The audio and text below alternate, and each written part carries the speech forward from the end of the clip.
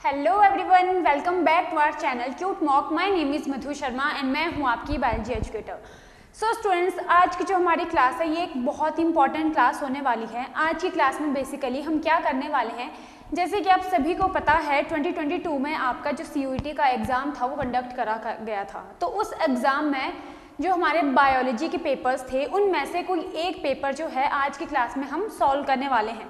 तो अगर आपको किसी भी क्वेश्चन में कोई डाउट हो या आपको किसी का आंसर नहीं समझ में आया हो तो आप क्या करो, आप अपनी नोटबुक और पेन लेकर बैठ जाइए, ठीक है। तो अभी हम हर एक क्वेश्चन को एक एक करके डिस्कस करेंगे और समझेंगे कि क्यों उसका आंसर वो है। तो अगर आपको कोई भी डाउट हो तो आज की क्लास में वो सभी डाउट जो है हम क्लियर करेंगे। तो चलो उसके लिए हम स्टार्ट करते हैं पहले हमारे फर्स्ट क्वेश्चन से। सो आपको आपकी स्क्रीन पर जो है पहला क्वेश्चन दिखाई दे रहा होगा। Arrange the following options in a sequential manner to demonstrate degradation caused by improper resource utilization and maintenance. Okay, तो ये जो है ये आपका फर्स्ट क्वेश्चन पूछा गया था।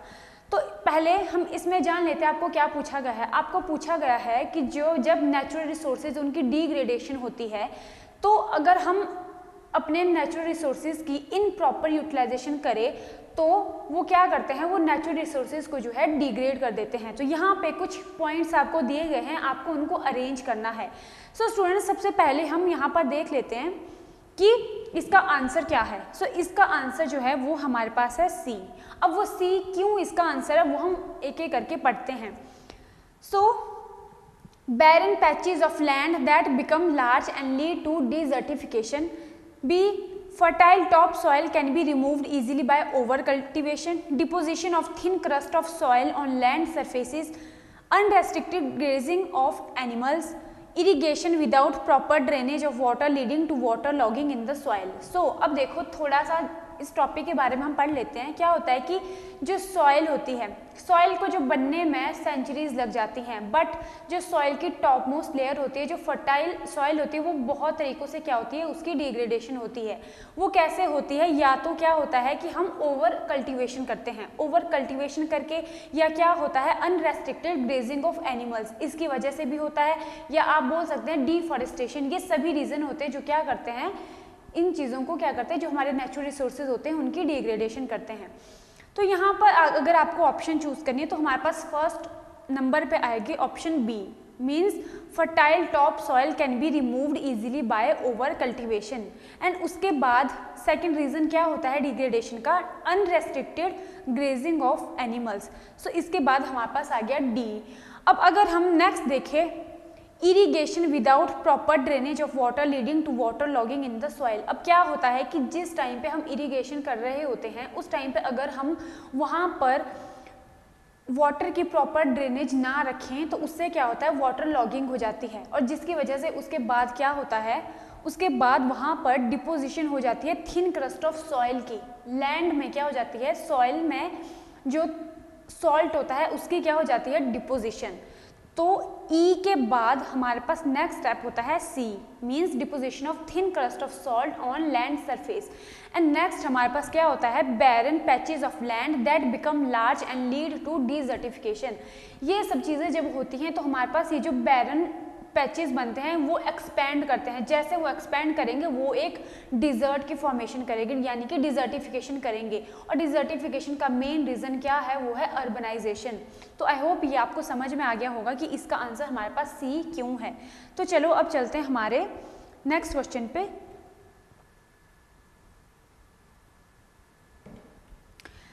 सो नेक्स्ट क्वेश्चन हमारा क्या है, दिस इज अ मैच। यहाँ पर आपको मैच द फॉलोइंग पूछा गया है। तो सबसे पहले हम देखते हैं ये क्वेश्चन कहाँ से पूछा है। सो बच्चों, ये क्वेश्चन आपको पूछा है आपके चैप्टर ह्यूमन रिप्रोडक्शन से। ह्यूमन रिप्रोडक्शन के ये आपको कुछ यहाँ पर टर्म्स दी गई हैं और आपको इनको मैच करना है। तो देखो, सबसे पहले ऐसे क्वेश्चन में आपको क्या करना होता है, अगर आपको एक भी ऑप्शन पता हो, मतलब एक भी आपको पता हो या दो आपको पता हो, तो पहले आप उन्हें अपनी जो आपकी दी गई ऑप्शंस होती हैं वहाँ पर उनको क्या करें, उनको चूज़ करें। इससे आपको बहुत हेल्प मिलती है कि जो हमारा आंसर नहीं है उन्हें वहाँ से निगलेक्ट करने में। तो यहाँ पर सबसे पहले हम देखते हैं ampulla. First one is ampulla. तो एम्पुला होता क्या है, अगर आप लिस्ट 2 में देखें तो present at the upper part of labia minora, नहीं।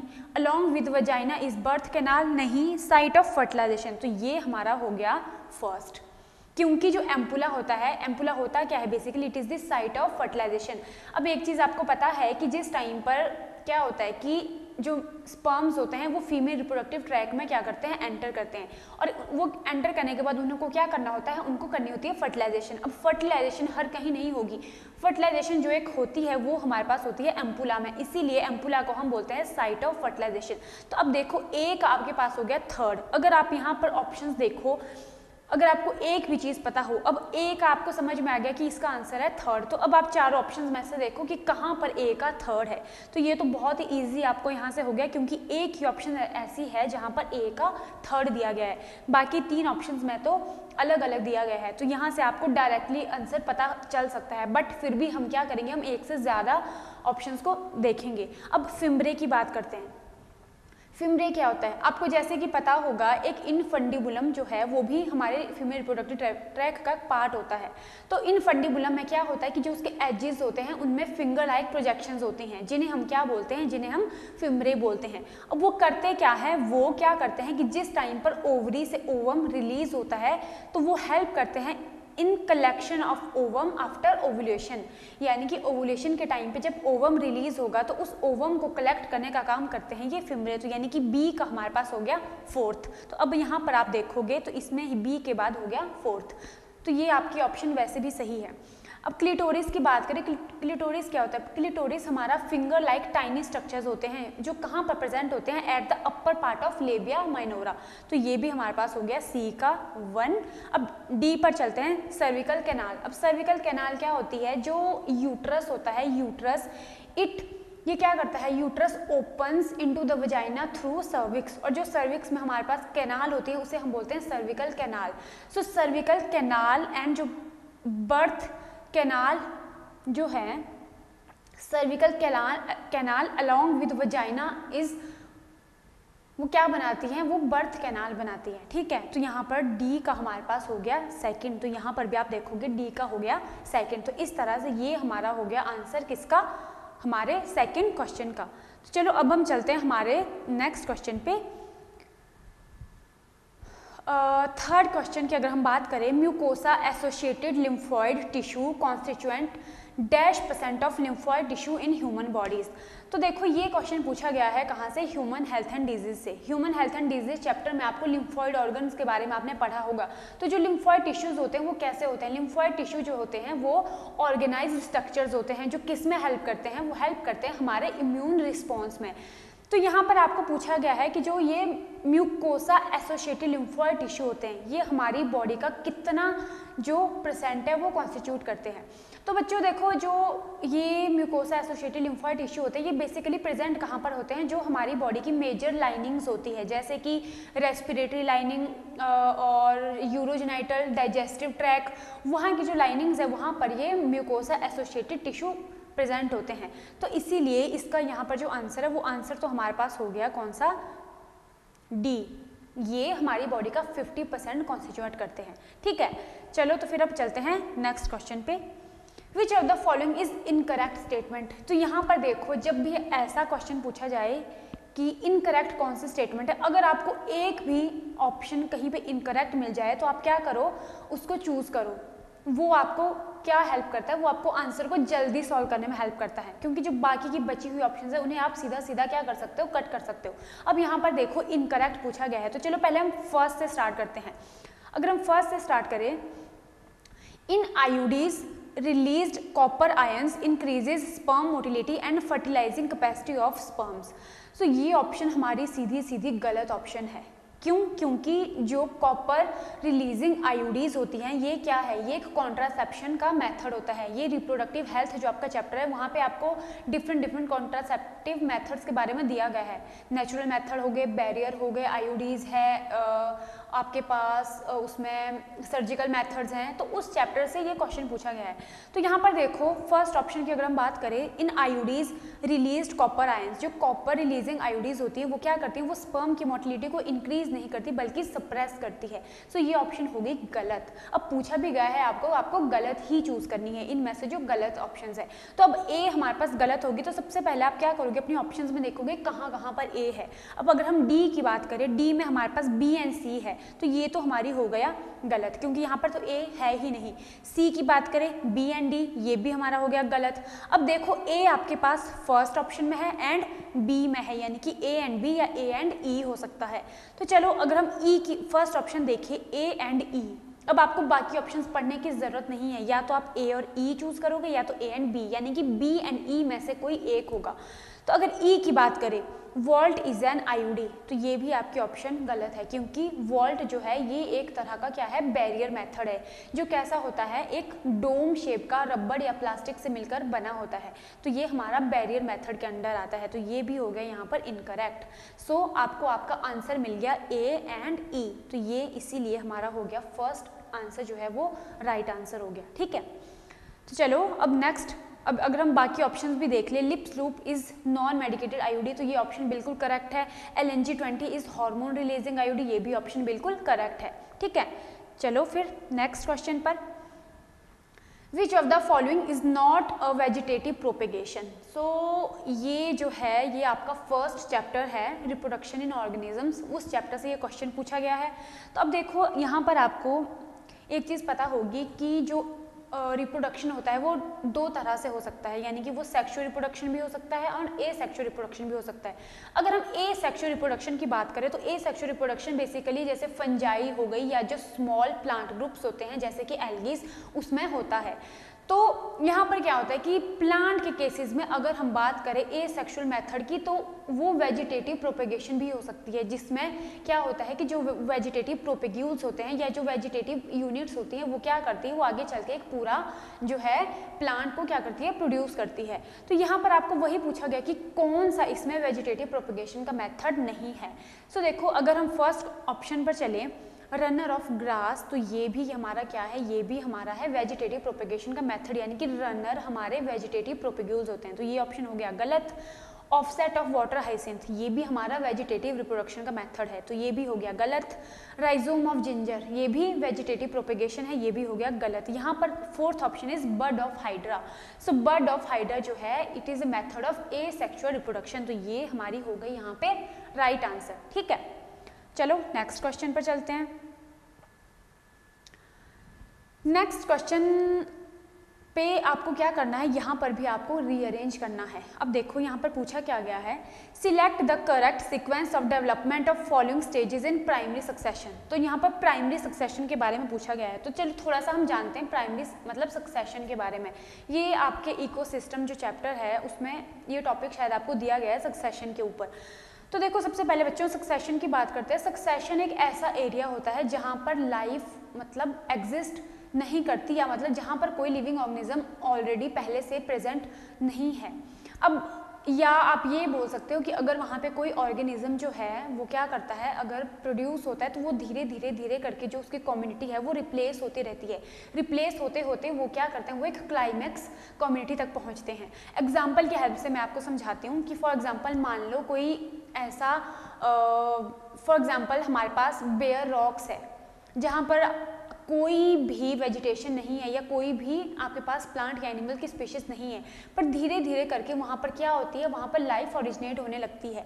वहाँ पर लाइकन्स की फॉर्मेशन होगी, धीरे धीरे वहाँ पर सॉइल बनेगी, उस सॉइल से वहाँ पर ब्रायोफाइट्स होंगे, टेरिडोफाइट्स होंगे, और धीरे धीरे धीरे करके वहाँ पर क्या होगा, एक क्लाइमैक्स कम्युनिटी बनेगी, जैसे कि हम बोल सकते हैं फॉरेस्ट जो कि सब, या ट्रीज जो लार्जेस्ट हो गया।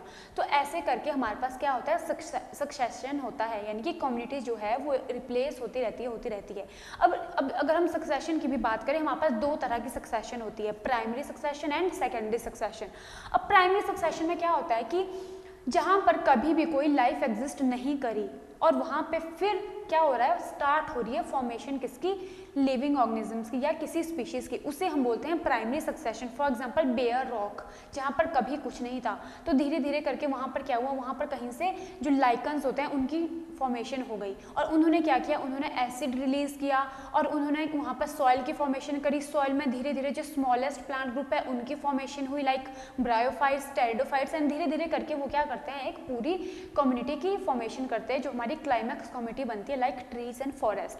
अब अगर बात करें सेकेंडरी सक्सेशन की, तो सेकेंडरी सक्सेशन में क्या होता है, जो कोई ऐसा एरिया जहाँ पर ऑलरेडी वेजिटेशन थी बट किसी वजह से वो ख़त्म हो गई, वो कम्प्लीटली ख़त्म हो गई, जैसे कोई नेचुरल डिजास्टर आ गई उसकी वजह से वो ख़त्म हो गई, फिर उन्होंने फिर से जो है खुद को वहाँ पर ग्रो करा, उसे हम बोलते हैं सेकेंडरी सक्सेशन। तो इस क्वेश्चन में आपको क्या पूछा गया, यहाँ पर आपको वाटर सक्सेशन का ये एग्जाम्पल दिया गया है, जहाँ पर आपको रीअरेंज करना है कि कौन सबसे पहले प्रोड्यूस हुई, फिर उन्होंने किसको रिप्लेस करके नेक्स्ट नेक्स्ट नेक्स्ट करके कौन सी हमारे पास फाइनल कम्युनिटी बनी। ठीक है, तो देखो सबसे पहले अगर हम इसके आंसर की बात करें, इसका आंसर हमारे पास कौन सा है, इसका आंसर है ये,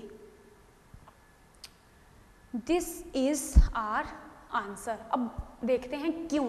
ठीक है, तो देखो सबसे पहले अगर हमारे पास कोई पॉन्ड है जिसमें क्लियर वाटर है या बहुत ही कम, उसमें अभी कुछ भी नहीं है, तो वहाँ पर धीरे धीरे स्टार्टिंग कैसे होगी, सबसे पहले वहाँ पर हमारे पास बनते हैं फाइटोप्लैंक्टन्स, फाइटोप्लैंक्टन्स आ गए, उसके बाद वो रिप्लेस होके क्या बनाते हैं, सबमर्ज्ड प्लांट स्टेज। अब यहाँ पर क्या होता है, सबमर्ज्ड मीन्स ये ऐसे प्लांट्स होंगे जो वाटर में कंप्लीटली सबमर्ज्ड होंगे बट रूटेड होंगे, रूटेड यानी कि सॉइल में जो है ये रूटेड होंगे।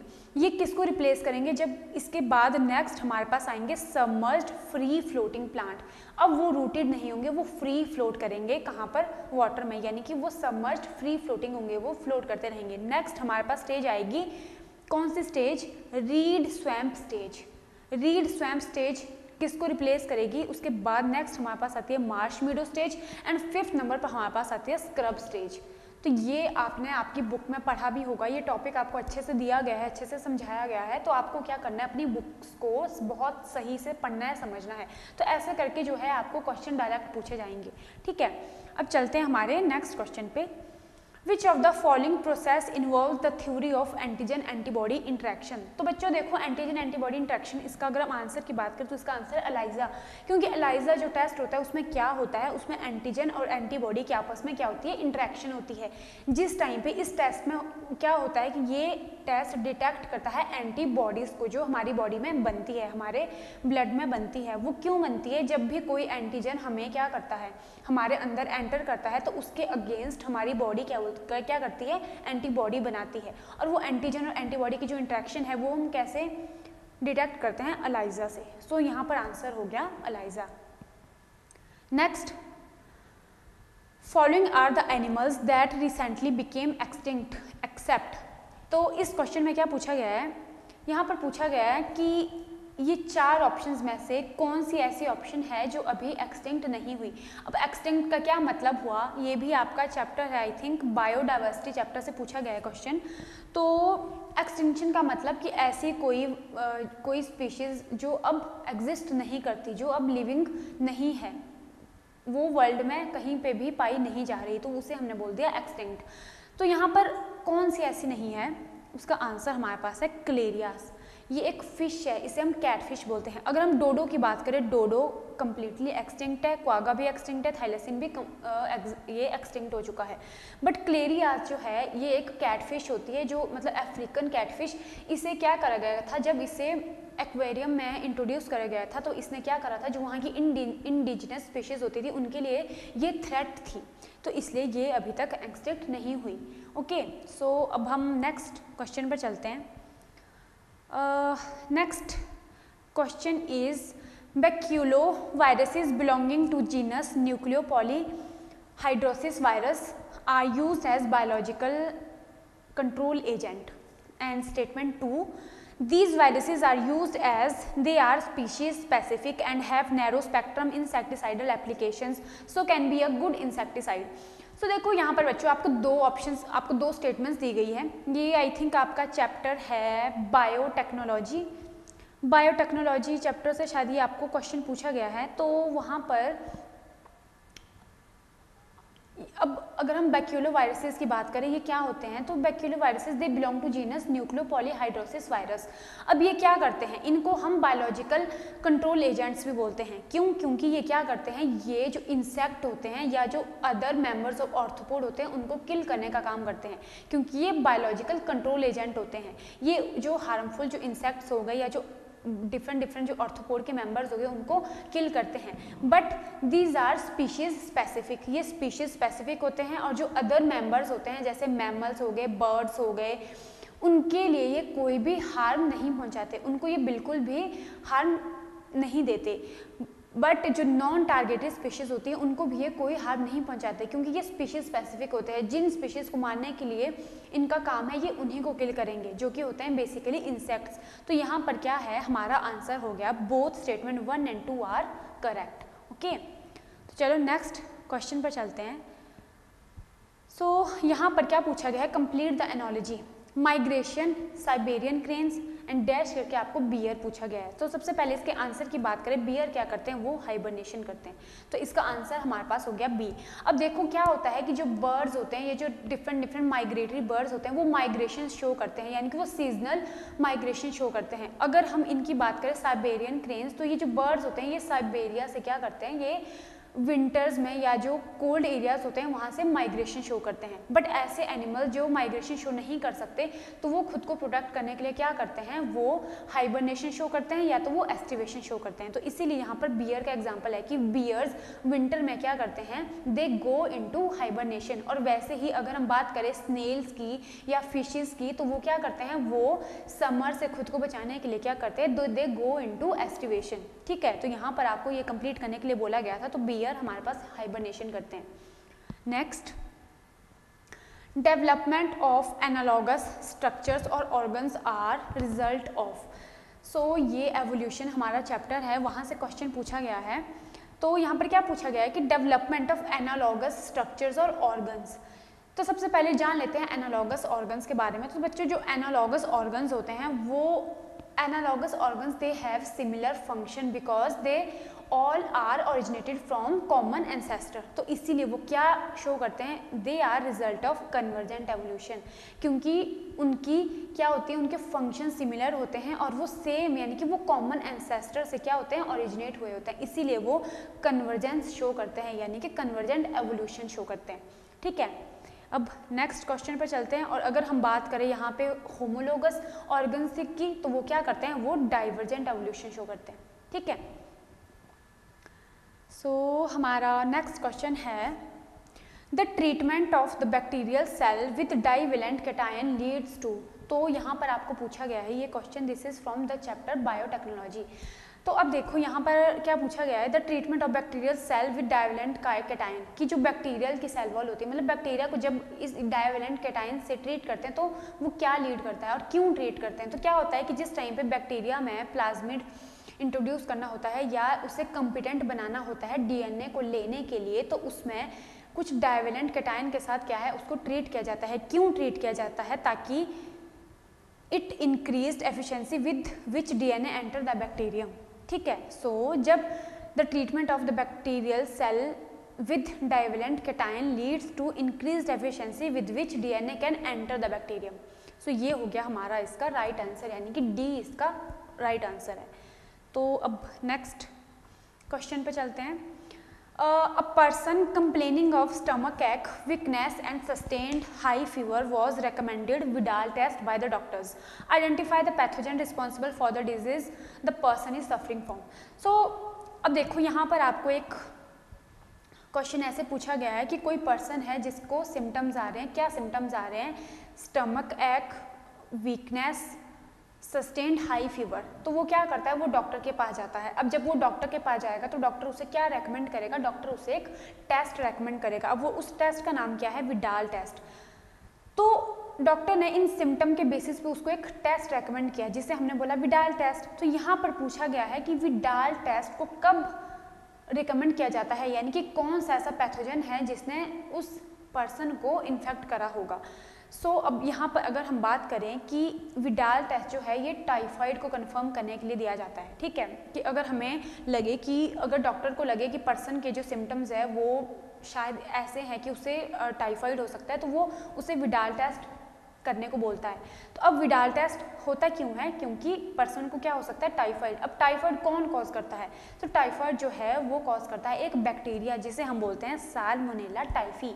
सो इसका आंसर हमारे पास हो गया सी, यानी कि साल्मोनेला टाइफी जो है वो कॉज करता है टाइफाइड, और उसे कंफर्म करने के लिए विडाल टेस्ट दिया जाता है। अगर हम फर्स्ट ऑप्शन की बात करें स्ट्रेप्टोकोकस निमोनिया, तो ये तो निमोनिया कॉज करते, तो गलत ऑप्शन हो गया, ठीक है। अब चलो हमारे नेक्स्ट क्वेश्चन पे, if 100 deaths take place in a population of 10 lakh per year then the death rate will be. So देखो यहाँ पर अगर हम थोड़ा सा जाने, ये क्वेश्चन वैसे आपको पूछा गया है ऑर्गेनिज्म एंड पॉपुलेशन वाले चैप्टर से। तो अब क्या होता है कि जब एक सिंगल इंडिविजुअल की क्या होता है, उसका या तो बर्थ होता है या तो उसकी डेथ होती है, बट जो पॉपुलेशन होती है, पॉपुलेशन के अंडर हम बोलते हैं पॉपुलेशन रेट, डेथ रेट या बर्थ रेट। तो ये जो है हम यूज़ करते हैं किस केस में? पॉपुलेशन के केस में। तो अब क्या होता है कि अगर एक पॉपुलेशन में कम से कम आप रखो, आपके पास 10 लाख की पॉपुलेशन है, उसमें से अगर 100 डेथ हो जाए तो डेथ रेट क्या होगा? तो डेथ रेट हम कैसे कैलकुलेट करते हैं? हम कैलकुलेट करेंगे number of death divided by population per year. तो यहाँ पर आपके पास 100 डेथ हुई है, 100 डेथ को अगर हम डिवाइड करेंगे 100 डिवाइडेड बाय 10 लाख,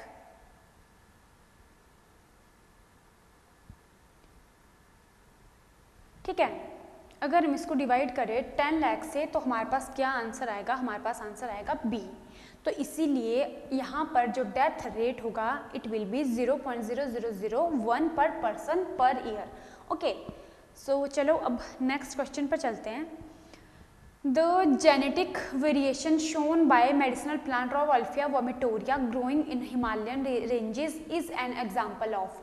तो ये जो क्वेश्चन है ये पूछा गया है बायोडाइवर्सिटी वाले चैप्टर से, बायोडाइवर्सिटी एंड कंजर्वेशन। तो बच्चों देखो यहाँ पर क्या पूछा गया है, आपको एक चीज़ पता होगी कि जो बायोडाइवर्सिटी के लेवल्स होते हैं, बायोडाइवर्सिटी में जो हम बोलते हैं कि बायोडाइवर्सिटी के कितने लेवल्स है, तो वहाँ पर आता है बायोडाइवर्सिटी के लेवल में species diversity, genetic diversity and ecological diversity.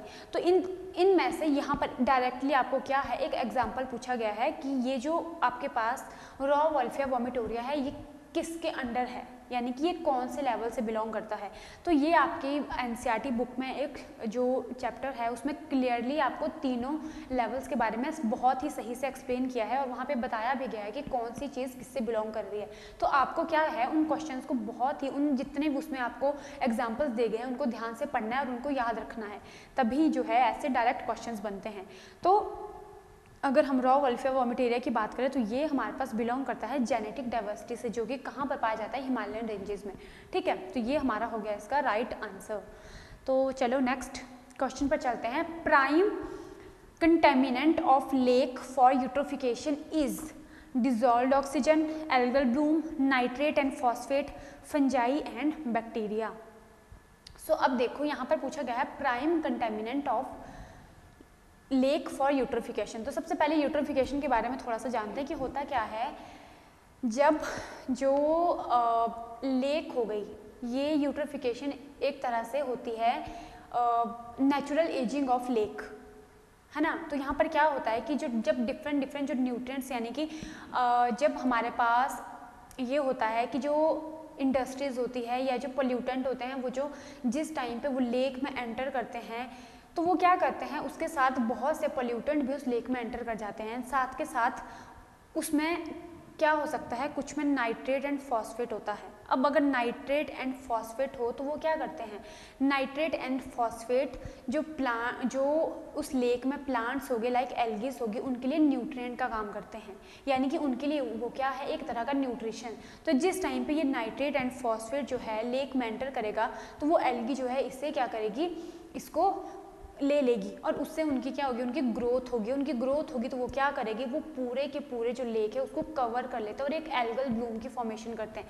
जिससे क्या होता है कि जो एक ऑक्सीजन की डिमांड होती है, जो ऑक्सीजन डिजॉल्व होती है, वो बाकी के जो एक्वाटिक एनिमल्स हैं उनको नहीं मिल पाती, जिस वजह से क्या होता है कि बहुत सारे जो एक्वाटिक एनिमल्स होते हैं या जो फिशेज होती हैं उनकी क्या होने लगती है, डेथ होने लगती है।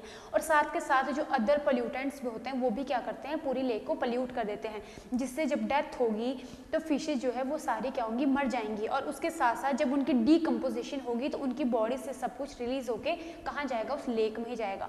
तो एक तरह से ये क्या हो जाता है, इस तरह से पूरी पॉल्यूटेड हो जाती है और मैक्सिमम जो है एक्वाटिक एनिमल्स उनकी डेथ हो जाएगी। तो यहाँ पर पूछा गया है कि जो यूट्रिफिकेशन का जो मेन कंटेमिनेंट होता है वो क्या होता है, वो होता है नाइट्रेट एंड फॉस्फेट, क्योंकि यही क्या करते हैं, उन एल्गीज को की ग्रोथ में हेल्प करते हैं। और एक बार वो एल्गीज ग्रो कर गई तो वही जो है पूरे लेक को कवर करके वहाँ की ऑक्सीजन सप्लाई जो है कम कर देती है, ऑक्सीजन डिमांड को कम कर देती है, जिस वजह से सभी की वहाँ पे क्या है, डेथ होने लगती है। तो ये प्राइम कंटेमिनेंट माना जाता है यूट्रिफिकेशन का। ठीक है, तो अब चलते हैं हमारे नेक्स्ट क्वेश्चन पे। तो देखो यहाँ पर जो एक क्वेश्चन आपको पूछा गया है, ये आपके पूछा गया है ऑर्गेनिज्म एंड पॉपुलेशन वाले चैप्टर से। यहाँ पर क्या है, आपको एक इक्वेशन दी गई है। सो अगर आप इस रिएक्शन को देखो, यहाँ पर आपको इसको पहचानना है कि ये किसकी रिएक्शन है। तो देखो इस चैप्टर में आपने देखा होगा, आपके पास दो तरह के कर्व्स होते थे, एक होता था एक्सपोनेंशियल ग्रोथ कर्व और एक होता था लॉजिस्टिक ग्रोथ कर्व। अब एक्सपोनेंशियल आपको टर्म से ही पता चल रहा है कि कोई चीज़ जो एक्सपोनेंशियली ग्रो कर रही है, और कोई भी स्पीशीज जो है एक्सपोनेंशियली ग्रो कब करती है, वो तब ग्रो करती है जब उसके जो रिसोर्सेज होते हैं वो उसके पास कैसे होते हैं, अनलिमिटेड। रिसोर्सेज की अगर हम बात करें कौन से रिसोर्सेज, तो उसमें आते हैं जैसे कि आप फूड की बात कर लो या आप स्पेस की बात कर लो। जब किसी स्पीशीज के पास अनलिमिटेड फूड है, अनलिमिटेड स्पेस है, तो वो क्या करेगी, वो अपनी पॉपुलेशन को ग्रो करती जाएगी। वो क्या करेगी, वो अनलिमिटेड तरीके से खुद को ग्रो करेगी, तो उसे हम बोलते हैं exponential growth. But logistic growth curve की बात करें तो वहाँ पर क्या होता है, वहाँ पर लिमिटेड हमारे पास रिसोर्सेज होते हैं, लिमिटेड रिसोर्सेज होंगे और लिमिटेड तरीके से ही क्या है, वहाँ पर ग्रोथ होगी। तो इसीलिए जो लॉजिस्टिक ग्रोथ कर्व है उसे हम रियलिस्टिक ग्रोथ कर्व भी बोलते हैं, क्योंकि किसी भी जगह पर जो ग्रोथ है वो एक टाइम तक एक्सपोनेंशियली बेशक ग्रो करेगी, बट कभी ना कभी वो क्या करेगी, वो क्या है, वो एक फिक्स हो जाएगी। मतलब फिर वहाँ पर अनलिमिटेड स्पेस नहीं रहेगा या अनलिमिटेड न्यूट्रिशन नहीं रह सकता। तो इसलिए इसको बोलते हैं, क्या बोलते हैं इसको, रियलिस्टिक ग्रोथ कर्व। तो यही फॉर्मूला जो है, ये फॉर्मूला है लॉजिस्टिक ग्रोथ कर्व का। और यहाँ पर आपको क्या पूछा गया है, आर रेफर्स टू, कि इस फॉर्मूले में ये जो आर है ये किसको रेफर कर रहा है। सो अगर हम ऑप्शंस की बात करें, population density at time T, तो ये हमारा गलत आंसर है, क्योंकि population density at time T is equal to capital N. ये जो एन है इसे हम बोलते हैं population density at time T. Next, population density at time zero, ये भी गलत। Intrinsic rate of natural increase, this is equal to R. So R हमारे पास क्या रेफर करता है, intrinsic rate of natural increase. अब फोर्थ ऑप्शन देखिए, कैरिंग कैपेसिटी, तो carrying capacity is denoted by के। ये जो यहाँ पर हमारे पास के है, दिस इज कैरिंग कैपेसिटी। तो यहाँ पर आंसर हो गया intrinsic rate of natural increase. चलो तो फिर नेक्स्ट क्वेश्चन पर चलते हैं। In the life cycle of Plasmodium the gametocyte develop in, तो देखो ये सिंपल सा क्वेश्चन है, सीधे सीधा इसका अगर हम आंसर की बात करें तो इसका आंसर हो गया B, RBC of human host. तो देखो क्या होता है, आपको एक चीज़ पता होगी, जो मलेरिया कॉज करता है उसका जो कॉजल ऑर्गेनिज्म होता है वो होता है प्लाज्मोडियम। अब इसके होस्ट हमारे पास कितने होते हैं, हमारे पास दो होस्ट होते हैं, एक तो ह्यूमन, दूसरी फीमेल एनाफिलिस मॉस्किटो। तो क्या होता है कि जो गैमेट्स होते हैं, जो मेल एंड फीमेल गैमेट्स होते हैं, उसकी फॉर्मेशन कहाँ पर होती है, उनकी डेवलपमेंट होती है ह्यूमन के अंदर। अब जब ह्यूमन के अंदर उनके आरबीसीज में उनकी डेवलपमेंट होगी, तो जिस टाइम पर जो फीमेल मस्किटो है वो ह्यूमन को, मतलब उसके ब्लड को सक करेगी, तो वो गैमेट्स जो है वो एंटर कर जाते हैं उसके अंदर, और जब उसके अंदर एंटर करेंगे तो वहाँ पर ही क्या होगी, उनकी फर्टिलाइजेशन होगी और वो एक इन्फेक्टेड स्टेज की फॉर्मेशन करेंगी। तो अगर यहाँ पर पूछा गया था कि गैमेटोसाइट कहाँ डेवलप होते हैं, तो वो डेवलप होते हैं आरबीसी ऑफ ह्यूमन होस्ट। सो ये हमारे पास हो गया राइट आंसर। नेक्स्ट क्वेश्चन भी एक मैच पूछा गया है, तो अगर हम इसे देखें, मैच लिस्ट 1 विद लिस्ट 2। सो बच्चों यहाँ पर क्या है, यहाँ पर आपको कुछ क्या किया गया है, कुछ क्रॉप्स दी गई हैं और इन क्रॉप्स की कुछ वैरायटीज़ दी गई हैं, तो आपको बस पहचानना है कि कौन किसकी वैरायटी है। तो अगर हम चिली की बात करें, ए ऑप्शन की बात करें, तो चिली को हम की वैरायटी हमारे पास होती है this, Pusa Sadabahar, this is a variety of chilli. अगर आपको एक भी आंसर मतलब एक भी ऑप्शन मिल जाए, जैसे कि हमने एक पहले वाले क्वेश्चन में भी किया था, तो आप इजीली क्या है इन ऐसे क्वेश्चंस को बहुत ही कम टाइम में सॉल्व कर सकते हो। देखो ए का हमारे पास सेकंड है, अब यहाँ पर हमें ढूंढना है कहाँ कहाँ पर ए है, ए का सेकंड है, तो ये ऑप्शन तो हम वैसे ही गलत कर रहे हैं, यहाँ पर तो नहीं है, ये भी हम गलत करेंगे। अब दो ऑप्शन हमारे पास रह गई, इनमें से कोई एक जो है हमारा आंसर होने वाला है। तो अब देखो ए का हो गया सेकेंड, वो इन दोनों में है। अब अगर आपको इनका नहीं पता कि कॉलीफ्लावर की वैरायटी कौन सी है या ब्रासिका की वैरायटी कौन सी है, तो आप वीट देख सकते हो, जो कि सबको ही पता होता है ऑलरेडी मैक्सिमम की हिमगिरी जो है ये किसकी वैरायटी होती है, वीट की। सो डी का हमारे पास हो गया 1। और इस क्वेश्चन में एक गड़बड़ भी है कि इसमें आंसर जो है आपको करेक्ट नहीं दिया गया, यानी कि ऑप्शन जो है वो रॉन्ग दी गई हैं। तो हम वही अभी देखते हैं। कॉलीफ्लावर जो है, कॉलीफ्लावर की वैरायटी जो हमारे पास होती है, this is Pusa snowball K1, this is a variety of cauliflower. और ब्रासिका की वैरायटी जो होती है वो होती है पूसा स्वर्णिम। सो बी का हमारे पास हो गया थर्ड। अब इन दो में से बी का थर्ड कहाँ पर है, बी का थर्ड है यहाँ पर, और सी का हो गया फोर्थ, वो कहाँ पर है, ये ऑप्शन से गड़बड़ है। बट ए का हमारे पास चिली का हो गया हमारे पास सेकंड, पूसा सदाबहार, ए का हो गया 2, बी का हो गया पूसा स्नोबॉल, बी का हो गया थर्ड, सी का हमारे पास हो गया ब्रासिका का हमारे पास है फोर्थ, सी का हमारे पास होगा फोर्थ, और डी का हमारे पास होगा 1, तो डी का हमारे पास होगा 1। तो ये जो है आपका क्वेश्चन यहाँ पर गलत है, जो मैंने आपको सही से बता दिया। क्या इसका आंसर होगा, ए का होने वाला है, ए का है 2, बी का हमारे पास होने वाला है थर्ड, सी की अगर हम बात करें, सी का हमारे पास होने वाला है फोर्थ, ठीक है, और डी का हमारे पास होने वाला है 1। सो इसका आंसर हो गया सेकंड, थर्ड, 4, 1, सेकंड, थर्ड,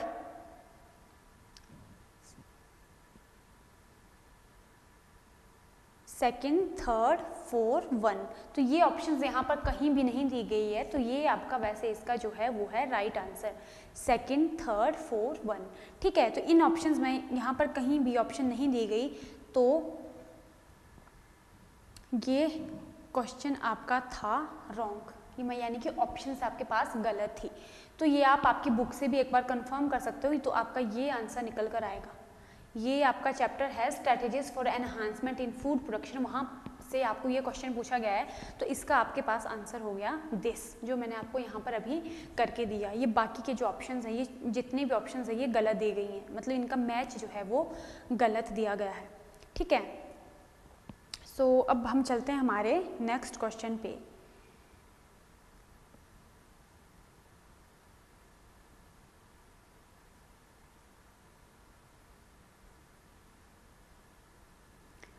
अब देखो यहाँ पर जो आपका नेक्स्ट क्वेश्चन है, this is identify the step involve in polymerase chain reaction from the given figure below. So देखो ये बहुत ही मतलब अब बोल सकते हैं इंपॉर्टेंट क्वेश्चन भी है, और ये जो एक प्रोसेस होती है पीसीआर पॉलीमरेज चेन रिएक्शन जो टेक्निक है, ये भी बहुत ही इंपॉर्टेंट टेक्निक होती है। अब यहाँ पर हम क्या होता है कि आपके पास 3 स्टेप्स होते हैं, 3 स्टेप्स आपके पास होते हैं, डीनेचुरेशन, एनिलिंग एंड एक्सटेंशन। तो यहाँ पर आपको इन तीनों जो स्टेप्स इनके नाम दिए गए हैं, बट जो आपके पास एक डायग्राम है, ये जो पिक्चर है, ये किसी एक स्टेप की है। तो देखो ये पूरा बायोटेक्नोलॉजी वाले चैप्टर में आपको प्रोसेस दी गई है पीसीआर, तो वहाँ पर अगर आपने सही से वो प्रोसेस पढ़ी होगी तो आपको पता होगा कि हर एक स्टेप में हमारे पास क्या होता है। तो इसीलिए बोला गया है कि जितने भी आपकी बुक में डायग्राम्स है, आपको उनको बहुत ही अच्छे से, बहुत ही ध्यान से उनको देखना है, ताकि आप देखकर समझ सको कि ये क्वेश्चन कहाँ से पूछा गया है और आपको वो आता हो, आप उसको आंसर कर सकते हो। तो ठीक है, यहाँ पर देखो अगर हम इस स्टेप को देखें, यहाँ पर क्या हो रहा है, हमारे पास जो सेकंड स्टेप होता है वो होता है एनिलिंग का। तो सेकंड स्टेप में बेसिकली क्या होता है, in second step there is annealing of primer. तो यहाँ पर अगर आप देख पा रहे होंगे this is annealing of primer, तो ये हमारा आंसर है इसका आंसर है दिस एनिलिंग। ठीक है, एनिलिंग जो है वो सेकंड स्टेप होता है, तो ये जो पिक्चर लगी है ये एनिलिंग की ही लगी है। अब चलते हैं हमारे नेक्स्ट क्वेश्चन पे। So next question is rivet popper hypothesis was proposed by. ये हाइपोथेसिस किसने प्रपोज करा था? इस हाइपोथेसिस के बारे में अगर मैं आपको थोड़ी सी इंफॉर्मेशन दूं कि ये मतलब क्या होता है, इसमें जो ये साइंटिस्ट थे इन्होंने क्या बोला था, क्या प्रपोज करा था कि जो एक इकोसिस्टम होता है, जो स्पीशीज रिचनेस होती है वो क्या करती है, वो बहुत इंपॉर्टेंट रोल प्ले करती है एक इकोसिस्टम के लिए। अगर हम इसको एक एग्जांपल से समझे, इस हाइपोथेसिस को देने का जो इसका जो नाम है वो क्या इंडिकेट करता है कि अगर एरोप्लेन है, फॉर एग्जांपल कोई एरोप्लेन है, उसमें उसके जितने भी पार्ट्स हैं वो एक एक उसमें राइवेट लगा हुआ है, अगर उनमें से एक भी हम निकाल दें या एक भी बार बार हम थोड़ा थोड़ा करके उनको लेके जाएंगे तो शुरू में उस एरोप्लेन की वर्किंग में कोई प्रॉब्लम नहीं आएगी।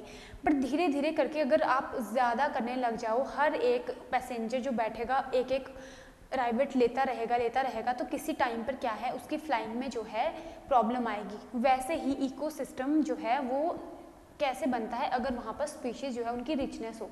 अगर एक एक करके हम स्पीशीज़ को ख़त्म करते रहे, वो एक्सटिंक्ट होती रही, तो क्या है इकोसिस्टम का जो है बैलेंस बिगड़ जाएगा। इसीलिए ये हाइपोथेसिस दिया गया था और ये किसने प्रपोज किया था? पॉल एहरलिच ने।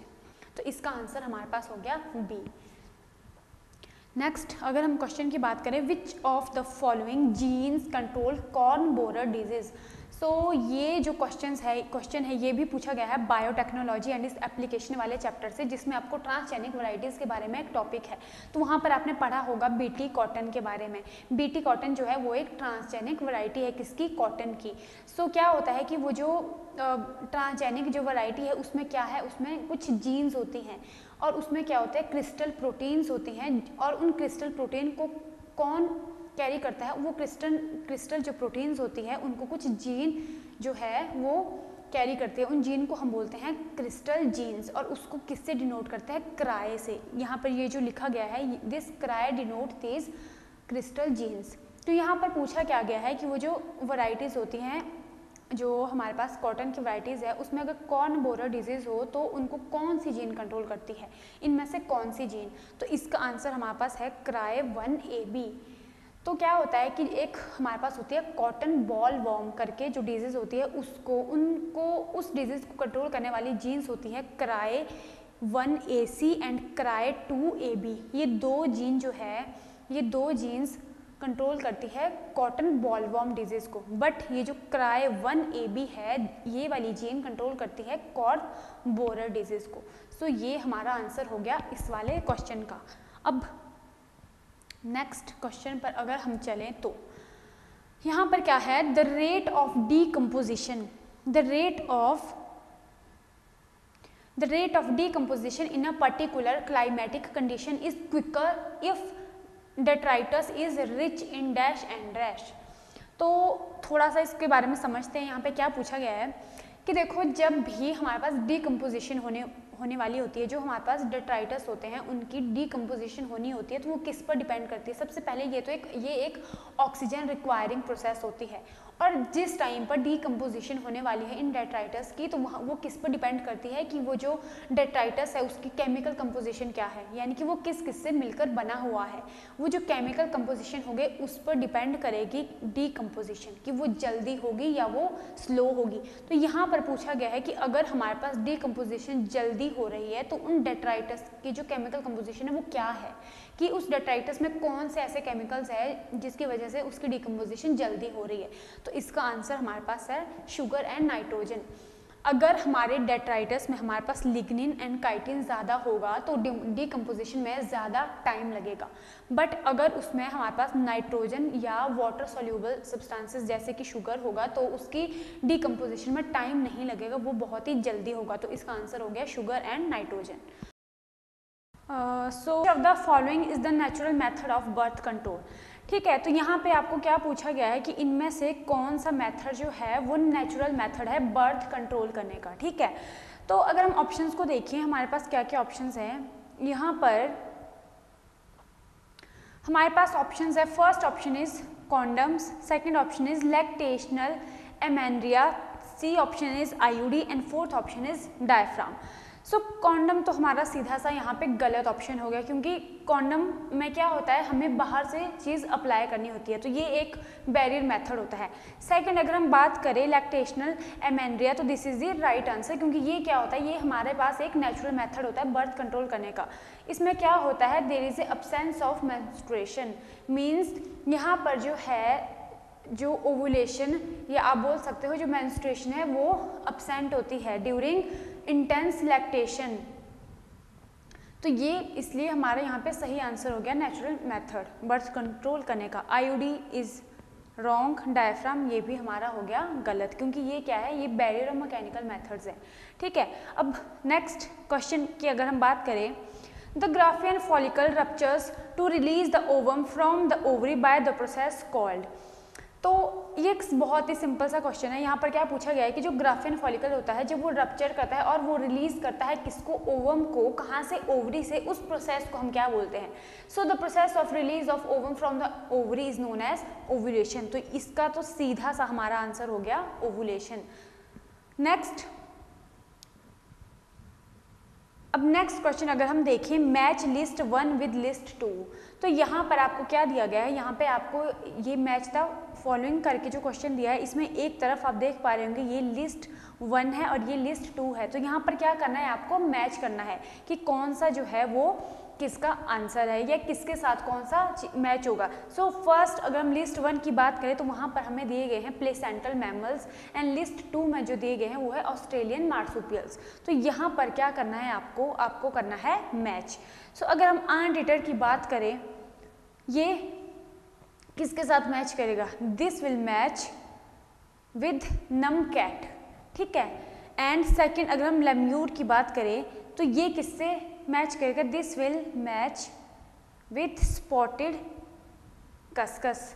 एंड अगर हम सी की बात करें बॉब कैट, तो बॉब कैट हमारे पास क्या किससे मैच करेगी, तस्मानियन टाइगर कैट से। एंड जो वुल्फ है वो किससे मैच करेगा, तस्मानियन वुल्फ से। तो अगर आप इन चीज़ को आपस में मैच करो और आप क्या है आपके सही ऑप्शन पर पहुंच जाओगे। तो देखो हमने क्या बोला, ए का हमारा है 4th, तो अब आपको यहाँ पर देखना है कि किस किस ऑप्शन में जो ए है वो आपके पास 4th है। तो यहाँ पर ये तीनों ऑप्शन जो है, इन तीनों ही ऑप्शंस में हमारे पास क्या है, हमारे पास जो है ए का ऑप्शन 4th है। तो ये ऑप्शन तो हमारी सीधी सी हो गई गलत, ए का 4th हो गया। अब हम बात करेंगे सेकेंड की, बी का हमारे पास है 3rd। अब कौन सी ऑप्शन में बी का 3rd है, वो सिर्फ और सिर्फ बी ऑप्शन में है, क्योंकि सी में हमारे पास बी का 1 है एंड डी में हमारे पास बी का 2nd है। तो बी वाली ऑप्शन में हमारे पास बी का हो गया 3rd। अगर हम सी को देखें बॉब कैट, तो इसका हमारे पास था 1st, तो सी का यहाँ पर 1st है। एंड डी जो वुल्फ था उसका हमारे पास था तस्मानियन वुल्फ, तो यानी कि डी का हमारा हो गया 2। सो इस क्वेश्चन का जो आंसर था वो था बी। ठीक है, तो चलते हैं नेक्स्ट क्वेश्चन पे। Next question is select the statement that are correct for GM plants, यानी कि genetically modified plants with genetic modifications. तो यहाँ पर क्या है, आपको इनमें से चूज करनी है जो करेक्ट जो ऑप्शंस होंगी। तो यहाँ पर आपको 5 स्टेटमेंट्स दी गई हैं, इन 5 स्टेटमेंट्स में से कोई स्टेटमेंट्स रॉन्ग होंगी और कोई स्टेटमेंट जो है वो करेक्ट होगी। तो सबसे पहले जब भी आपसे ऐसे क्वेश्चन पूछो, सबसे बड़ी गलती हम कहाँ पर करते हैं कि हम क्वेश्चन को सही से पढ़ते ही नहीं है कि हमें इनकरेक्ट पूछा गया है, हमें करेक्ट पूछा गया है या क्या पूछा गया है। सो यहाँ पर ये चीज़ सबसे इंपॉर्टेंट है। अगर आपको ये पता है कि आपको करेक्ट ऑप्शन पूछे गए हैं तो आपको उनको ध्यान में देखकर चलना है। ठीक है, अब देखो इनको कैसे सॉल्व करना होता है। अगर आपको एक भी करेक्ट ऑप्शन मिल जाए तो आपको बाकी सभी ऑप्शन में उसको ढूंढना है कि वो ऑप्शन आपके पास कहाँ दी गई है। अब फर्स्ट अगर हम बात करें, सबसे पहले जो जेनेटिकली मॉडिफाइड प्लांट्स होते हैं उनमें क्या होता है, वो ऐसे प्लांट्स होते हैं जिसमें जीन जो है उनको इंट्रोड्यूस किया जाता है, जो क्या करते हैं उनकी क्वालिटी को इम्प्रूव करते हैं, उनकी क्वांटिटी क्वालिटी में क्या है इम्प्रूवमेंट लाते हैं, जो हमारे लिए भी हमें भी बेनिफिट देते हैं। और कुछ ऐसे इंसेक्ट्स होते हैं जो क्रॉप को डैमेज करते हैं, उनसे भी बचाते हैं। तो ऐसे कुछ जीन्स होती है जिनको मॉडिफाई, ऐसी क्रॉप्स होती है जिनको मॉडिफाई करा जाता है with the introduction of this genes. ठीक है, तो यहाँ पर देखो अब हमें देखना है कौन सी ऑप्शन जो है हमारे पास करेक्ट है। सो फर्स्ट हम देखते हैं genetically modified plants made crops tolerant to abiotic stress. तो ये हमारे पास सबसे पहले हो गया राइट आंसर कि जो जेनेटिकली मॉडिफाइड प्लांट्स होते हैं उनमें क्या होता है, वो क्या करते हैं, जो हमारी क्रॉप्स होती है उनको कैसे बनाते हैं, उनको टॉलरेंट बनाते हैं। किसके लिए? Abiotic stress. एबायोटिक स्ट्रेस जैसे कि हमारे पास हो गया कोल्ड, ड्राई, या आप रख लो ये जो कुछ एनवायरमेंटल जो कुछ कंडीशंस होती है ये क्या करती है, स्ट्रेस कॉज करती है। तो इन्हीं से बचाने के लिए जो है ये जेनेटिकली मॉडिफाइड प्लांट जो है ये हेल्प करता है प्लांट की, ठीक है। नेक्स्ट अगर हम देखें, increase the reliance on chemical pesticide, तो ये ऑप्शन बिल्कुल ही यहाँ पर क्या है, गलत है, क्योंकि ऐसा बिल्कुल भी नहीं होता, ठीक है। अब नेक्स्ट अगर हम क्वेश्चन की बात करें, सी ऑप्शन की, help to reduce post harvest losses, so ये बिल्कुल सही ऑप्शन है कि जो हेल्प करता है to reduce post harvest losses. Fourth अगर हम डी देखें, in decrease efficiency of mineral uses by plants, so ये डिक्रीज नहीं करता बल्कि क्या करता है, इंक्रीज करता है, तो ये भी यहाँ पर हो गई गलत ऑप्शन। अब चलते हैं ई ऑप्शन पे, enhanced nutritional value of food, तो ये भी बिल्कुल करेक्ट ऑप्शन है, क्योंकि जो जेनेटिकली मॉडिफाइड प्लांट्स होते हैं वो क्या मॉडिफिकेशन करते हैं हमारी क्रॉप्स में या प्लांट्स में, वो उनकी न्यूट्रिशनल वैल्यू को भी क्या करते हैं, एनहांस करते हैं। अगर हम इसके किसी एग्जांपल की बात करें तो हमारे पास आता है गोल्डन राइस। आपने सुना ही होगा कि जो गोल्डन राइस होते हैं उसमें क्या होता है, उसमें विटामिन जो ए होती है वो बहुत ज़्यादा अमाउंट में प्रेजेंट होती है, तो इसलिए ये एनहांस करता है न्यूट्रिशनल वैल्यू। अब हमारे पास सही ऑप्शंस कौन कौन सी हो गई, ए, सी एंड ई। सो अब हमें ये ढूंढना है ए, सी एंड ई, तो ये हमारा हो गया यहाँ पर बिल्कुल राइट आंसर। तो अब हम चलते हैं हमारे नेक्स्ट क्वेश्चन पर। नेक्स्ट क्वेश्चन हमारे पास क्या है, father's blood group is A and mother's blood group is B, ठीक है। फादर जो है उनके पास ए ब्लड ग्रुप है एंड मदर जो है उनका ब्लड ग्रुप बी है। One of their offspring is with group A B, तो उनका कोई एक जो बच्चा होगा उसके पास कौन सा ब्लड ग्रुप है, A B. What is the percentage of probability of A B blood group offspring. अब यहाँ पर पूछा गया है प्रोबेबिलिटी किसकी, ए बी ब्लड ग्रुप होने की। सो देखो क्या होता है कि जब भी अगर फादर हमारा ब्लड ग्रुप ए है या मदर ब्लड ग्रुप बी है, तो उनमें जब उनकी जो न्यू ऑफस्प्रिंग पैदा होते हैं उनमें क्या प्रोबेबिलिटी रहती है, यहाँ पर जो है हमारे पास क्या बनते हैं, 6 हमारे पास जीनोटाइप बनते हैं एंड 4 हमारे पास फिनोटाइप बनते हैं। तो जब भी हमारे पास अगर फादर का ब्लड ग्रुप ए है और मदर का ब्लड ग्रुप बी है, तो हमारे पास चारों फिनोटाइप होने की क्या होती है, पॉसिबिलिटी होती है। वो कौन कौन से, ए बी एंड ओ, तो ये चारों होने की प्रोबेबिलिटी होती है। तो अगर हम एक की बात करें तो 25% ईच, तो इसलिए यहाँ पर अगर पूछा गया है कि ए बी ब्लड ग्रुप होने की क्या पॉसिबिलिटी, तो उसका आंसर आपके पास होगा 25%, ठीक है। तो ये हमारा हो गया यहाँ पर बिल्कुल राइट आंसर। नेक्स्ट क्वेश्चन पर चलते हैं, the embryo with 8 to 16 blastomeres is called. So अब देखो ये क्या पूछा गया आपको कि जिस टाइम पर फर्टिलाइजेशन होती है, यानी कि स्पर्म और ओवम क्या है आपस में फ्यूज करते हैं, तो वो किसकी फॉर्मेशन करते हैं, जाइगोट की। जाइगोट हमारे पास क्या होता है, ये होता है डिप्लॉयड, जो हमारा फाइनल प्रोडक्ट बनता है फर्टिलाइजेशन से वो कैसा होता है, वो होता है 2n यानी कि डिप्लॉयड। उसके बाद उसमें क्या होता है, उसमें डिवीजन स्टार्ट होती है। जैसे जैसे उसमें डिवीजन स्टार्ट करती है तो वो 1 से 2 सेल्स में कन्वर्ट होता है, 2 से 4, 4 से 8, 8 से 16 ऐसे करके उसमें क्या है, डिवीजन स्टार्ट होती रहती है। तो यहाँ पर पूछा गया है कि जब वो एम्ब्रियो जो है वो 8 to 16 ब्लास्टोमेयर यानी कि इतने सेल स्टेज का होगा, तो हम उसे क्या नाम देते हैं, तो इसका हमारे पास आंसर हो गया मोरूला, उसे हम क्या बोलते हैं, मोरूला। उसके बाद हमारे पास क्या होता है कि जब इस स्टेज में हमारे पास मोरूला बनता है, वो और करके क्या करता है, डिवीजन स्टार्ट करता है और फाइनली बनाता है ब्लास्टोसिस्ट। अब जब हमारे पास ब्लास्टोसिस्ट बनेगा तो उसमें क्या होगा कि उसके जो ब्लास्टोमेयर होंगे वो एक आउटर कवरिंग बनाएंगे जिसे हम ट्रोफोब्लास्ट बोलेंगे, और ट्रोफोब्लास्ट के अंदर जो इनर सेल्स होंगे उसे हम नाम देते हैं इनर सेल मास, ठीक है। तो ट्रोफोब्लास्ट इन फ्यूचर क्या करता है, प्लेसेंटा की फॉर्मेशन करता है। सो इसका आंसर हमारे पास हो गया मोरूला।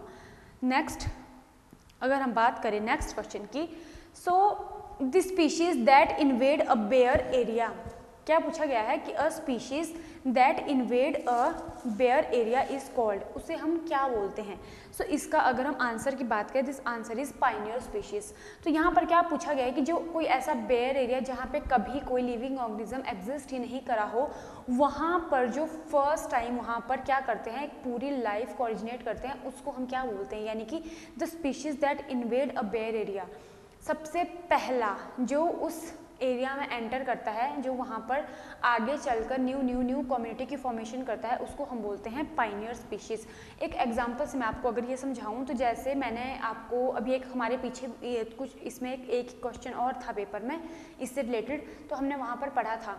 अब अगर हम बात करें किसी रॉक की, बेयर रॉक, वहाँ पर अगर लाइफ ओरिजिनेट होनी है या वहाँ पर क्लाइमेक्स कम्युनिटी यानी कि फॉरेस्ट की फॉर्मेशन होनी है, तो वो कैसे होगी। स्टार्ट वो बहुत ही स्मॉल प्लांट ग्रुप से होगी। तो वो कौन से होते हैं, लाइकन्स।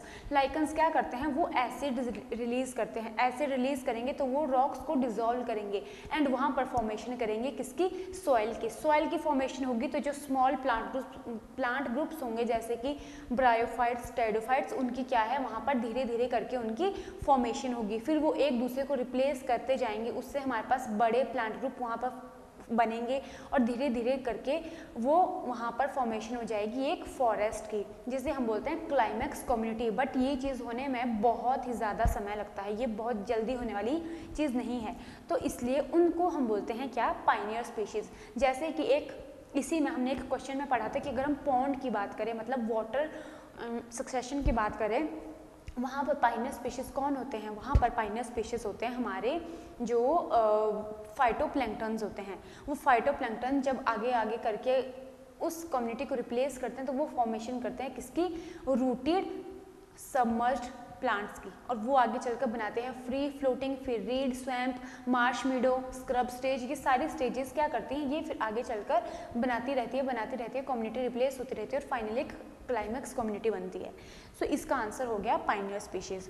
अब नेक्स्ट क्वेश्चन की अगर हम बात करें, mister X wants to start bee keeping, important points for successful bee keeping are. So यहाँ पर क्या है कि कोई मिस्टर एक्स है, he wants to start bee keeping, उनको क्या करना है, उनको बी कीपिंग करनी है। तो यहाँ पे कुछ इंपॉर्टेंट पॉइंट्स बताए गए जो उनको ध्यान में रखने हैं, तो वो पॉइंट्स कौन से हैं वो हमें यहाँ पर चूज़ करने हैं, ठीक है। सो चलो हम यहाँ पर सबसे पहले पढ़ते हैं, selection of suitable location for B hives. तो ये तो बिल्कुल ही करेक्ट ऑप्शन है, और यहाँ पर भी आपको ध्यान देना है कि क्या पूछा गया है, इंपॉर्टेंट पॉइंट्स पूछे गए हैं। So selection of suitable location for keeping bee hives, तो ये हो गया हमारा बिल्कुल करेक्ट ऑप्शन, क्योंकि हमें एक ऐसी लोकेशन देखनी पड़ती है जहाँ पर हमें वो चीज़ स्टार्ट करनी है। Next, bee hives can be kept in fruit orchard, तो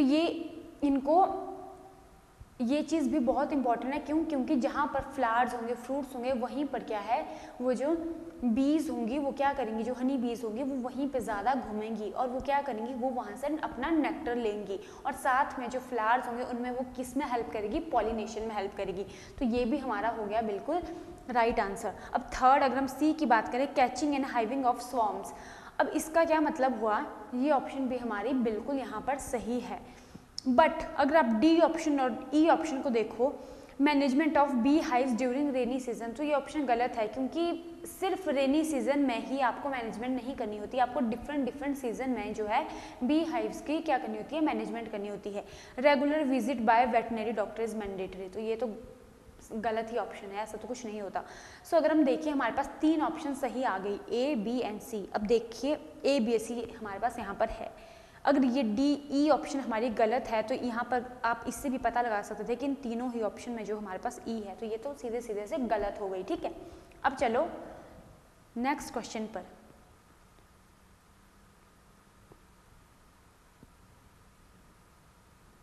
नेक्स्ट क्वेश्चन, ये एक असर्शन रीजन का क्वेश्चन है जो आपको पूछा गया है, ये भी बहुत इंपॉर्टेंट क्वेश्चन है। सो ये क्या पूछा गया है, in gel electrophoresis DNA fragments are separated, ये हमारी थी असर्शन। अब हम रीजन पर चलते हैं। DNA is negatively charged, so it moves towards the cathode under the influence of electric field. So सबसे पहले अगर हम बात करें, क्या बोला गया है कि in gel electrophoresis DNA fragments are separated. So जो डीएनए फ्रेगमेंट्स है, सबसे पहले तो वो किसकी हेल्प से उनको ब्रेक किया जाता है, एक एंजाइम होता है रेस्ट्रिक्शन एंडोन्यूक्लियस। वो क्या करता है, डीएनए को के फ्रेगमेंट्स करता है, उनको तोड़ता है। उसके बाद इन जेल इलेक्ट्रोफोरेसिस, उसमें क्या होता है कि इन डीएनए फ्रेगमेंट्स को क्या है, उनको सेपरेट किया जाता है with the help of gel electrophoresis. अब जो डीएनए होता है वो हमारे पास होता है नेगेटिवली चार्ज्ड, ठीक है। सो it moves towards the cathode. तो ये हमारा हो गया यहाँ पर गलत, क्योंकि अगर हमारा डीएनए नेगेटिवली चार्ज्ड है तो उसे फोर्स किया जाता है कि वो किस तरफ जाए, पॉजिटिव की तरफ, बट यहाँ पर दिया गया है कैथोड। सो ये हमारे पास होगी बिल्कुल रॉन्ग ऑप्शन, क्योंकि DNA is negatively charged, so it moves towards the anode, ना कि कैथोड। सो आई होप ये आपको समझ आ गया होगा। तो यहाँ पर हमारे पास क्या बना, एसर्शन हमारी सही है बट जो रीज़न है वो हमारा गलत है। सो अगर हम हमारे ऑप्शंस को देखें, A is true but R is false, तो ये हमारा हो गया इसका राइट आंसर। तो चलो अब नेक्स्ट क्वेश्चन पर चलते हैं। सो देखो ये बच्चों, ये बहुत इंपॉर्टेंट क्वेश्चन है। यहाँ पर इंपॉर्टेंट मीन्स कि आपको जो बोला भी गया था कि अपनी एनसीईआरटी बुक को आपको बहुत ही अच्छे से, बहुत ही ध्यान से पढ़ना है, क्योंकि कहीं से भी आपके क्वेश्चन पूछे जा रहे हैं। आप किसी भी, अगर आपको कोई बॉक्स दिया गया हो वहाँ से क्वेश्चन पूछ रहे हैं, अगर कोई डायग्राम हो तो उस डायग्राम को डायरेक्टली पूछ लिया जाता है। तो यहाँ पर आप इसको देखकर ये चीज़ समझ सकते हो। ये जो क्वेश्चन है ये आपको पूछा गया है ह्यूमन हेल्थ एंड डिजीज़ से, जिसमें लास्ट में आपको ड्रग्स के बारे में बताया गया है, आपको अल्कोहल के बारे में बताया गया है। सो यहाँ पर क्या पूछा गया है कि आपको इस ड्रग को आइडेंटिफाई करना है कि ये कौन सा है। सो पहली बात, इसको हम, आप अगर अपनी बुक में देखोगे, आपके एनसीईआरटी बुक में, तो आपको ये एज इट इज़ वहाँ पर दिख जाएगा कि ये क्या है, ये मॉर्फिन है, क्योंकि ये आपकी बुक में दिया भी गया है। सो ये मॉर्फिन क्या होता है, this is a natural plant alkaloid, जो किससे एक्सट्रैक्ट किया जाता है, ओपियम से। सो ये जो डायग्राम है ये है मॉर्फिन का डायग्राम। तो अब नेक्स्ट क्वेश्चन की अगर हम बात करें, which of the following doesn't show ecological diversity.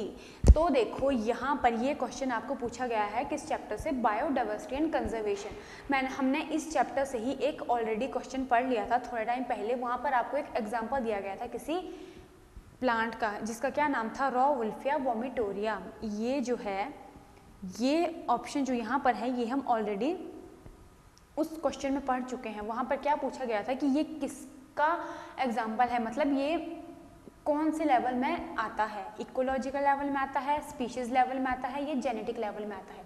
तो वहाँ पर इसका आंसर हमारे पास था जेनेटिक डाइवर्सिटी।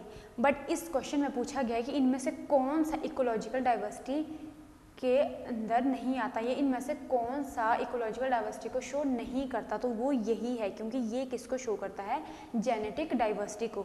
जबकि ये तीन options, coral reefs, alpine widows, wetlands, ये सभी किसके अंडर आते हैं, ये किसको शो करते हैं, इकोलॉजिकल डाइवर्सिटी को। सो ये भी हमारा हो गया यहाँ से राइट आंसर। अब चलते हैं हमारे नेक्स्ट क्वेश्चन पे। सो ये वाला जो आपका टॉपिक है या जो ये चैप्टर है ये भी बहुत इंपॉर्टेंट है। ये आपका कौन सा चैप्टर है, हेरिडिटी एंड वेरिएशन। सो वहाँ से जो है ये आपको मैच पूछा गया है। यहाँ पे कुछ डिजीज़ दी गई हैं, ये कुछ डिजीज़ है और यहाँ पर आपको इनको मैच करना है कि कौन सी डिजीज़ में क्या होता है, ठीक है। अब फिनाइल कीटोन्यूरिया की बात की है, अब यहाँ पर मैच है तो आप ऑप्शंस को भी साथ के साथ देख सकते हो। अगर आपको इनमें से किसी एक भी डिजीज़ का पता हो तो आप उससे भी पता कर सकते हो, दो का पता फिर तो और भी अच्छी बात है, ठीक है। आपको ऐसा ज़रूरी नहीं कि आपको हर एक ऑप्शन का यहाँ पर पता होना चाहिए। अगर देखो, अगर हम डाउन सिंड्रोम की बात करें तो डाउन सिंड्रोम का मैक्सिमम सबको पता होता है कि इसमें क्या होता है, ट्राइसोमी ऑफ क्रोमोसोम नंबर 21। सो अगर बी का हमारे पास थर्ड है तो हमें ऑप्शंस में देखना है कि कहाँ पर बी का थर्ड है, अगर आपको बाकी ऑप्शंस का नहीं पता तो।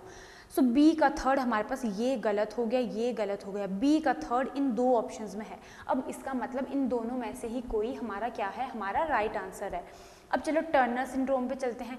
टर्नर सिंड्रोम में हमारे पास क्या होता है, मोनोसोमी ऑफ एक्स क्रोमोसोम। यहाँ पर क्या होता है, monosomy of X chromosome. Haemophilia के केस में क्या होता है, हीमोफीलिया क्या है, it is a sex linked recessive disease. So अब देखो क्या बच गया, सिर्फ ऑटोसोमल रिसेसिव डिजीज बच गया, तो मतलब फिनाइल कीटोन्यूरिया क्या ऑटोमेटिकली क्या है, ऑटोसोमल रिसेसिव डिजीज। सो अब अगर हम मैच करें ए का सेकंड तो यहाँ है, तो यही से हमें राइट आंसर पता चल गया क्योंकि यहाँ पर तो 1 है। अब बी का हमारे पास हो गया third, trisomy of chromosome number 21, ये हो गया थर्ड। सी टर्नर सिंड्रोम का हमारे पास हो गया मोनोसोमी ऑफ एक्स क्रोमोसोम यानी कि 4th, और हीमोफीलिया का हमारे पास हो गया सेक्स लिंक्ड रिसेसिव डिजीज यानी कि 1। तो ये क्या हो गया हमारा राइट आंसर। चलो फिर नेक्स्ट क्वेश्चन पर चलते हैं।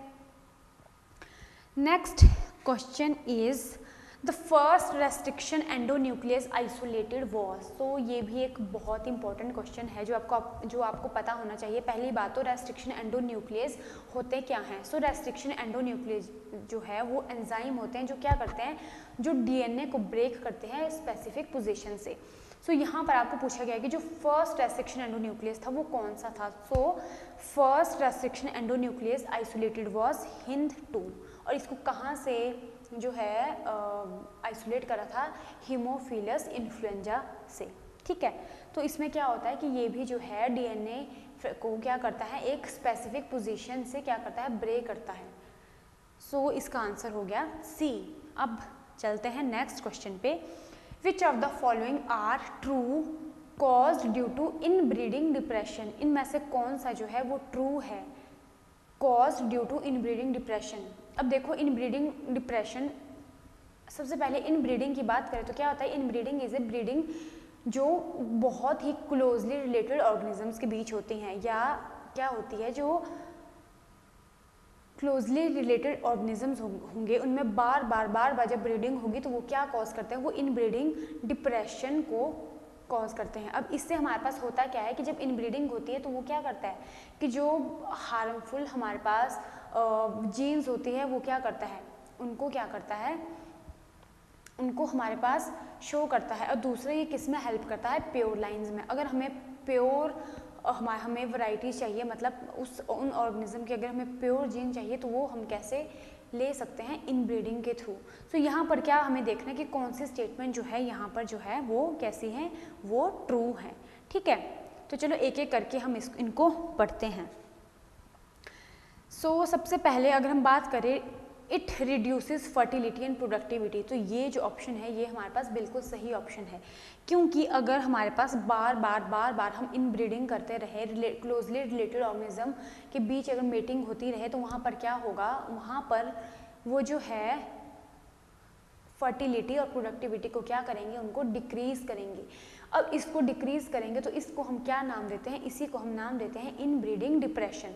सो ए जो है हमारा सही आंसर हो गया। तो अगर अब हम हमारे ऑप्शंस को देखें, ए हमारे पास कहाँ पर है, सिर्फ इस ऑप्शन में, तो ऑटोमेटिकली ये हमारा राइट आंसर हो गया। हमें बाकी ऑप्शंस को पढ़ के टाइम वेस्ट करने की यहाँ पर ज़रूरत है ही नहीं। अगर आपको किसी एक ऑप्शन पर 100% भरोसा हो कि वो सही है, बट फिर भी हम यहाँ पर देखेंगे डी को, फिर भी हम एक बार पढ़ लेंगे।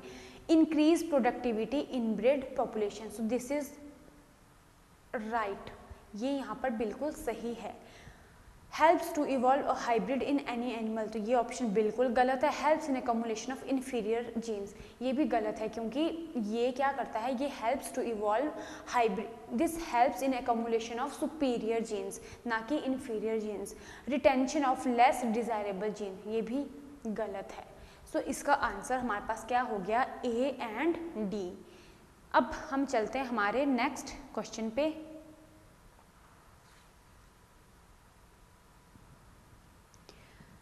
नेक्स्ट क्वेश्चन जो है ये क्या पूछा गया है, विच of the following microbe is used in the production of antibiotics.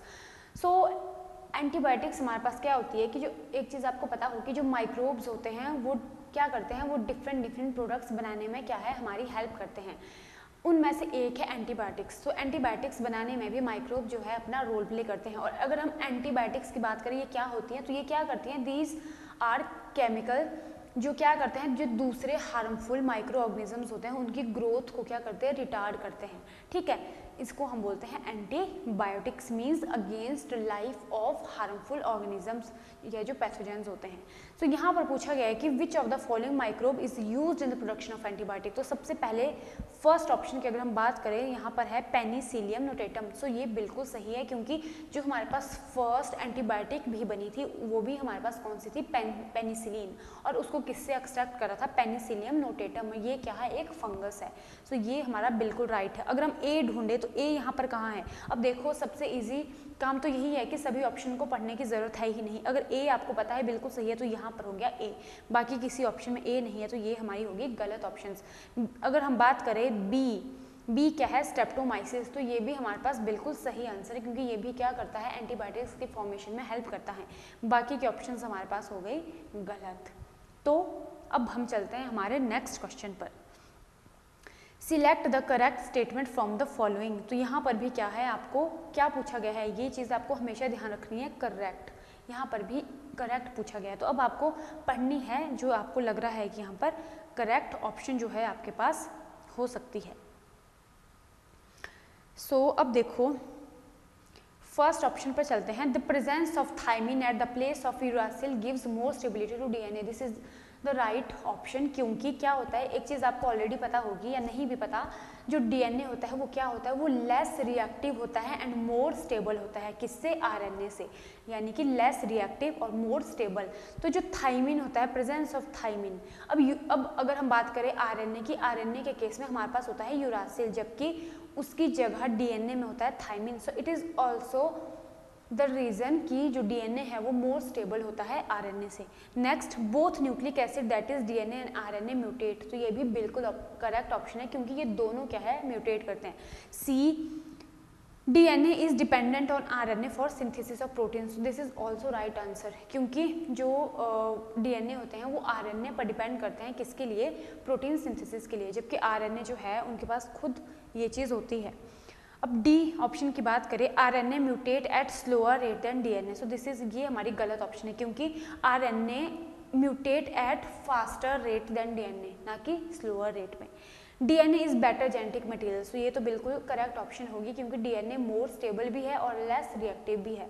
सो ये भी हमारे पास सही हो गया। अब कौन कौन सी ऑप्शन सही हो गई? ए, बी, सी एंड ई। अब ये हमें देखना है, ए, बी, सी एंड ई यहाँ पर है हमारे इस ऑप्शन में, तो ये ऑप्शन होगी हमारी करेक्ट और बाकी सभी हो गई गलत, क्योंकि इन तीनों ही ऑप्शन में क्या है, यहाँ पर डी है जो कि गलत है, यहाँ पर डी है वो भी गलत, और इसमें तो कंप्लीट ऑप्शंस में ऑप्शंस दी ही नहीं गई है। तो चलो अब चलते हैं नेक्स्ट क्वेश्चन पे। Mister x had purchased a fruit juice bottle from the market and is puzzled to see that it is completely clear. It is due to, तो यहाँ से मैं आपको एक चीज़ बताती हूँ। यहाँ पर क्या पूछा गया है, यहाँ पर ये पूछा गया है कि जो ये मिस्टर एक्स हैं, इन्होंने क्या किया, इन्होंने एक फ्रूट जूस की बोतल खरीदी। तो ये अब क्या देख रहे हैं कि वो जो फ्रूट जूस है वो बिल्कुल क्लियर है। तो ये तो आप सभी ने भी चीज़ हमेशा नोटिस करी होगी कि जब भी आप मार्केट से कोई भी जूस की बोतल लेते हैं तो उसमें जो जूस होता है वो बिल्कुल क्लियर होता है, जबकि अगर हम घर पे जूस बनाएं तो उसमें क्या होता है, उसमें हमारे पास हमें वो क्लियर नहीं दिखाई देता, उसमें फाइबर, उसमें कुछ ना कुछ आपको दिखाई देता है, वो बिल्कुल क्लियर नहीं होता। तो यहाँ पर यही पूछा गया है कि ये जो मार्केट से हम बॉटल्स लेते हैं, जूस लेते हैं, ये क्यों क्लियर होता है, ये किसकी वजह से क्लियर होता है। सो इसका जो हमारे पास आंसर है वो है पैक्टिनेज एंड प्रोटीएज। अब देखो क्या होता है, अगर हम बात करें लाइपेज की, तो ये क्या करता है, ये डिटर्जेंट फॉर्मेशन में हेल्प करते हैं, जो क्या करते हैं, ऑयली स्टेन जो होते हैं उनको रिमूव करने में हेल्प करते हैं, बट फ्रूट जूस उनको क्लियर करने में हेल्प करते हैं पैक्टिनेज एंड प्रोटीएज। तो ये हमारा हो गया बिल्कुल यहाँ पर राइट आंसर। सो अब चलते हैं हमारे नेक्स्ट क्वेश्चन पे। सो यहाँ पर जो है इस क्वेश्चन में आपको क्या पूछा गया है, यहाँ पर आपको पूछा गया है एक पैसेज। ये पैसेज की अगर हम बात करें या कहाँ से पूछा गया है, this is from the chapter sexual reproduction in flowering plants. ये आपका सेकंड चैप्टर है जिसमें से ये जो पैसेज है ये आपको पॉलिनेशन पे पूछा गया है। पॉलिनेशन एक टॉपिक है आपको जिसमें बायोटिक एंड एबायोटिक हमारे पास पॉलिनेशन होती है, एबायोटिक एंड बायोटिक तरीके से। तो ये वहीं से पैसेज है, एक बार अगर हम इसको पढ़ लें तो plants use abiotic and biotic agents to achieve pollination. Wind and water are two main abiotic agents. Wind pollination require light weight and non sticky pollen grains so that they can be transported in wind current. They often possess well exposed stamens so that pollens are easily dispersed into the wind current. The stigma is large, often feathery, so easily trap airborne pollen grains. Wind pollination is quite common in grasses. Some example of water pollinated plants are Vallisneria and Hydrilla, which grow in fresh water, and several marine sea grasses such as Zostera. In majority of aquatic plants such as water hyacinth and water lily, the flower emerge above the level of water and are pollinated by insects and wind. Among the animal, insect, particularly bees, are dominant biotic pollinating agent. Majority of insect pollinated flowers are large, colorful, fragrant and rich in nectar. In some species, floral rewards are in providing safe places to lay eggs, and example is that of tallest flower, Amorphophallus. The flower itself is about 6 feet in height. A similar relationship exists between species of moth and the plant yucca, where both species can't complete their life cycle without each other. So ये जो आपका passage था, आपको सारे answers इसी में मिलने वाले हैं, क्योंकि क्वेश्चंस बहुत ही इजी पूछे गए हैं. अगर ये पैसेज आपने पढ़ लिया तो आप यहीं से आंसर कर लोगे. ठीक है, तो चलो अब हम क्वेश्चंस को वन बाय वन क्या है आंसर करते हैं. तो सबसे पहले आपको यहाँ पर मैच पूछा गया है. फर्स्ट जो है उसमें पूछा गया है wind pollination, water pollination, match insect, major insect pollinator and tallest flower. So देखो अभी हमने पढ़ा टॉलेस्ट फ्लावर हमारे पास क्या होता है, टॉलेस्ट फ्लावर इज अमॉर्फोफैलस, तो ये तो इसी के सामने दिया है. अब विंड पॉलिनेशन की बात करें, विंड पॉलिनेशन हमारे पास होती है ग्रास में. सो ये जो आंसर्स है ये आपके इस पैसेज में ऑलरेडी दिए गए हैं. अगर आपने पैसेज को अच्छे से पढ़ लिया तो आपको आंसर मिल जाएंगे. ये वही है जैसे बचपन में हमें 11th 12th या 9th 10th में पैसेज पूछे जाते थे इंग्लिश में, तो बोलते थे कि उस पैसेज में से ये आपको आंसर करना है. तो सेम यहाँ पर जो पैसेज है उसमें से आपको आंसर करना है, और यहाँ पर सारे के सारे आंसर दिए भी गए हैं. ठीक है, सो विंड पॉलिनेशन के हमने देखा था. यहाँ पर अगर आप देखोगे, यहाँ पर देखो लिखा भी है wind pollination is quite common in grasses, तो ये आपको मिल गया फर्स्ट. और एक और था द टॉलेस्ट फ्लावर इज अमॉर्फोफैलस, ये भी आपको यहीं पर मिल गया. वाटर पॉलिनेशन किस में होती है, तो वाटर पॉलिनेशन हमारे पास होती है जोस्टेरा में, ये भी हमने ऊपर देखा है. और मेजर इंसेक्ट पॉलिनेटर जो है हमारे पास होती है बीज, तो ये भी हमने अभी पढ़ा. तो यहाँ पर अगर हम मैच करें इसका आंसर वो क्या होगा, विंड पॉलिनेशन ए का हमने बोला ग्रास यानी कि 2, ए का 2 हमारे पास यहाँ पर तो नहीं है, ये तो हम सीधे सीधे गलत कर देंगे. इनमें से कोई एक जो है हमारा आंसर होगा. ए विंड पॉलिनेशन होती है ग्रास में यानी कि ए का 2 दोनों में है. वाटर पॉलिनेशन होती है जोस्टेरा यानी कि बी का 3 यहाँ पर है, तो यानी कि ये हमारा सीधा सीधा सही आंसर है. मेजर इंसेक्ट पॉलिनेटर बीज होती है यानी कि सी का 1, डी का 4, तो ये हो गया बिल्कुल राइट आंसर. डी हमारा हो गया बिल्कुल करेक्ट. अब चलो नेक्स्ट पे yucca plant show. Yucca plant का हमने अभी क्या पढ़ा था कि उसकी किसके साथ रिलेशन होता है, एक हमारा क्या है मॉथ होती है जिसके साथ वो क्या करते हैं, वो एक सिम्बायोटिक एसोसिएशन में रहते हैं. अगर ये दोनों एक साथ ना हो तो इनका लाइफ साइकिल जो है वो कंप्लीट नहीं हो सकता. क्यों, क्योंकि ये जो यूका प्लांट है ये क्या करता है, ये स्पेस प्रोवाइड करता है उस मॉथ को एग ले करने के लिए, और वो मॉथ साथ के साथ क्या करती है, वो इसकी हेल्प करती है किसमें, पॉलिनेशन में. सो यहाँ पर बोला गया है यूका प्लांट शोज, क्या शो करता है, moth is partner to complete life cycle, ये बिल्कुल करेक्ट है. लार्ज फेदर स्टिग्मा ये नहीं, वाटर पॉलिनेशन नहीं, flower with non stick pollen ये कोई भी इसके साथ मैच नहीं करेगा. Yucca plant show moth is a partner to complete life cycle, बिल्कुल इजी, बहुत ही सिंपल, हमने 1 सेकंड में कर दिया.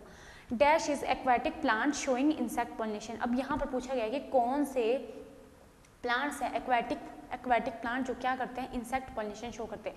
तो सबसे पहली बात तो अगर एक्वाटिक प्लांट होंगे तो वो तो वाटर पॉलिनेशन ही करेंगे, बट ये चीज़ हमने पढ़ी भी थी कि कुछ ऐसे वाटर प्लांट्स होते हैं जो वाटर में रह कर भी वाटर की हेल्प से पॉलिनेशन नहीं करते, वो पॉलिनेशन करते हैं या तो इंसेक्ट के थ्रू या तो विंड के थ्रू. तो वैसा जो है यहाँ पर एग्जाम्पल है हमारा water hyacinth, hydrilla, Vallisneria and Zostera में जो है वाटर के थ्रू पॉलिनेशन होती है, बट वाटर हाइसिंथ में पॉलिनेशन होती है इंसेक्ट के through. So this water hyacinth is a aquatic plant showing insect pollination. हम इसको पैसेज में भी देख सकते हैं अगर आपको ऐसा लग रहा है कि यहाँ पर नहीं लिखा हो. सो यहाँ पर देखो कहाँ पर है, यहाँ देखो some examples of water pollinated plants are Vallisneria and Hydrilla which grow in fresh water and several marine sea grasses such as Joastera. इनमें क्या होती है, वाटर पॉलिनेशन होती है, बट यहाँ पर क्या लिखा गया है कि in majority of aquatic plants such as hyacinth and water lily, वहाँ पर क्या है कि जो फ्लावर होते हैं they emerge above the level of water. तो फिर क्या होता है कि वो पर्टिकुलरली कौन उनको पॉलिनेट करता है, उनको पॉलिनेट करते हैं इंसेक्ट्स और विंड। ठीक है, तो ये हमारा हो गया सीधा सा आंसर यहाँ से। Next, which of the following is not a feature of insect pollinated plant. अब देखो इंसेक्ट पॉलिनेटेड प्लांट्स कौन से होते हैं, इनमें पूछा गया है नॉट, ये चीज़ सबसे ध्यान में रखनी है, कौन सा ऐसा फीचर जो इंसेक्ट पॉलिनेटेड प्लांट्स का नहीं है। तो अब यहाँ पर देखो, यहाँ पर है हमारे पास क्या, light and non sticky pollen grains. Which of the following is not a feature of insect pollinated plant. तो यही जो है हमारा यहाँ पर हो गया राइट आंसर, क्योंकि जो प्लांट्स इंसेक्ट के थ्रू पॉलिनेट होते हैं वो कैसे होते हैं, वो लार्ज होते हैं, कलरफुल होते हैं, उनमें नेक्टर होता है, उनमें फ्रेग्रेंस होती है। ये जो चारों यहाँ पर आपको दिए गए हैं, ये चारों उन फ्लावर्स में होती है जो इंसेक्ट के थ्रू पॉलिनेट होते हैं, क्योंकि इंसेक्ट्स को लार्ज फ्लावर चाहिए होते हैं, कलरफुल चाहिए होते हैं, फ्रेग्रेंस हो तो वो अट्रैक्ट करते हैं, उनको नेक्टर चाहिए होता है। But light and non sticky pollen grains, ऐसे प्लांट्स उनको नहीं चाहिए होते। और ये किसका फीचर है, ये है विंड पॉलिनेटेड स्पीशीज, क्योंकि जो विंड, जहाँ पर विंड पॉलिनेशन होनी है, विंड पॉलिनेटेड जो प्लांट्स होते हैं उनके पॉलन जो है वो लाइट होते हैं और नॉन स्टिकी होते हैं, ताकि जब भी विंड चल रही हो तो पॉलन जो है वो हल्के से हो और वो हल्के से जो है एयर के साथ उड़ जाएं और वो कहीं चिपके ना, इसीलिए वो नॉन स्टिकी भी होते हैं। सो ये ऑप्शन हमारे पास होंगी यहाँ पर सही। अब नेक्स्ट पर चलते हैं, grasses show pollination bye. Grass जो है उसमें पॉलिनेशन कैसे होती है, ये अभी फर्स्ट क्वेश्चन भी ऐसा ही पूछा गया था। So grasses show pollination by wind. Wind pollination का हमारे पास मेजर एग्जांपल होता है ग्रासेस। तो अगर हम इसे देखना भी चाहे, मैं आपको दिखाती हूँ, हमारे पैसेज में ही था, सभी के आंसर हमारे पैसेज में ही है। तो यहाँ पर हम देखते हैं कहाँ पर लिखा है ये, हाँ यहाँ देखो, wind pollination is quite common in grasses. ठीक है, तो ये आपको समझ में आ गया होगा कि जो ग्रासेस होते हैं they show pollination by wind. So ये हो गया हमारा सीधा सा राइट आंसर। अब देखो हमारे पास एक और पैसेज है, दो पैसेज यहाँ पर आपको जो है वो पूछे गए हैं। अगर हम इसकी बात करें, ये कहाँ से पूछा गया है, ये पूछा गया है आपको मॉलिक्यूलर बेसिस ऑफ इनहेरिटेंस वाले चैप्टर से। रेप्लिकेशन टॉपिक है, तो थोड़ा सा एक बार हम इसको पढ़ लेते हैं। So the process of replication requires a set of catalyst, यानी कि enzyme. The main enzyme is refer to as DNA dependent DNA polymerase. ये आपको पैसेज बहुत ही ध्यान से पढ़ना है, क्योंकि इसी में से आपके क्वेश्चन पूछे गए हैं। ठीक है, सो ई कोलाई यानी कि शेशिया coli that has only 4.6 × 10⁻⁶ base pairs, compare it with human whose diploid content is 6.6 × 10⁻⁶ base pair, completes the process of replication within 18 minutes. That means the average rate of polymerization has to be approximately 2000 base pair per second.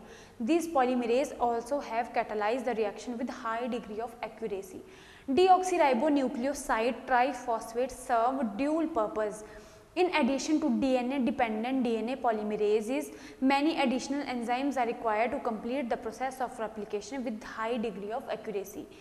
For long DNA molecules, since the two strands of DNA cannot be separated in its entire length due to very high energy requirement, the replication occur with a small opening of DNA helix, referred to as replication fork.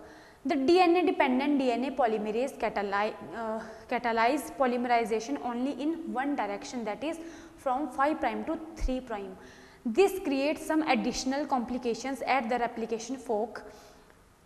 Consequently, on one strand, the template with polarity 3' to 5' and the replication is continuous, which on the other hand, the template with polarity 5' to 3', it is the discontinuous. So, the non-continuously synthesized fragments are later joined by enzyme DNA ligase. ये हमने read कर लिया पूरा passage. अब क्या करेंगे, हम इसके आंसर देंगे। तो फर्स्ट इसका जो हमारा क्वेश्चन है वो है the DNA dependent DNA polymerase catalyse polymerization in one direction only, that is, ये अभी अभी हमने हमारे पैसेज में पढ़ा। तो इसका जो आंसर है वो है हमारे पास 5 prime to 3 prime of DNA. अगर हम पैसेज भी देखें तो वहीं पे आपको इसका आंसर मिल जाएगा। नेक्स्ट क्वेश्चन को देखें, in human beings DNA polymerase complete the process of replication इन, तो यहाँ पर ऑप्शन है 25 मिनट्स, 16 मिनट्स, 12 मिनट्स, 18 मिनट्स। तो ये भी हमने अभी अभी पढ़ा 18 मिनट्स, ये भी आपको पैसेज में ही दिख जाएगा। हमने पढ़ा भी था कहाँ पर, यहाँ पर हमने ये देखो यहाँ पर लिखा है human whose diploid content 6.6 × 10⁻⁶ base pair completes the process of replication within 18 minutes. तो ये हो गया हमारा इसका आंसर। अब next, the number of nucleotide in escherichia coli is, in E coli इसमें क्या नंबर है, तो इसका आंसर हो गया 4.6 × 10⁻⁶ बेस पेयर, क्योंकि ई कोलाई में जो है न्यूक्लियोटाइड का नंबर इतना होता है। और अगर हम किसकी बात करें, ह्यूमंस की बात करें, तो अगर हम वहाँ पर हैप्लॉइड कंटेंट की बात करें तो वो होता है 3.3 × 10⁻, ये आपको आपके पैसेज में ही मिल जाएगा। यहीं पर आपको आपकी शुरू की लाइंस में ये चीज़ लिखी हुई है, ये देखो यहाँ पर लिखा भी गया है कि DNA the main enzyme is refer to as DNA dependent DNA polymerase. अब यहाँ पर देखो E coli that has only 4.6 × 10⁻⁶ base pairs as compare to human whose diploid content is 6.6 × 10⁻⁶ base pair. So ये हो गया हमारा बिल्कुल ही राइट आंसर यहाँ पर। अब next, in E coli the main enzyme required to catalyse the polymerization of deoxy nucleotide is, तो देख लो इसका आंसर हमारे पास क्या है, इसका आंसर है हमारे पास डीएनए डिपेंडेंट डीएनए पॉलीमरेज। ये हमने अभी अभी पढ़ा कि इन ई कोलाई में जो मेन एंजाइम होता है जो क्या करता है, कैटलाइज करता है पॉलीमरेशन को, किसकी, डीऑक्सी न्यूक्लियोटाइड की। वो एंजाइम होता है डीएनए डिपेंडेंट डीएनए पॉलीमरेज, ना कि डीएनए डिपेंडेंट आरएनए पॉलीमरेज। तो ये हो गया राइट आंसर। अब चलते हैं नेक्स्ट क्वेश्चन पर, which of the following statements are correct. तो यहाँ पर क्या है, आपको स्टेटमेंट्स कुछ पूछी गई हैं, आपको उनमें क्या पता करना है करेक्ट स्टेटमेंट का।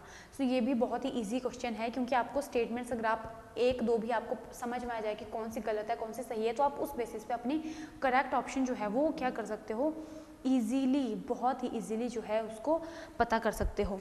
तो अब देखो यहाँ पर हमारे पास क्या लिखा गया है, DNA dependent DNA polymerase is slow catalyst. So ये तो ऑप्शन सीधी हो गई गलत, बिकॉज वो बहुत ही कम टाइम में पॉलीमराइजेशन मतलब कैटलाइज करता है पॉलीमराइजेशन को, ना कि slow.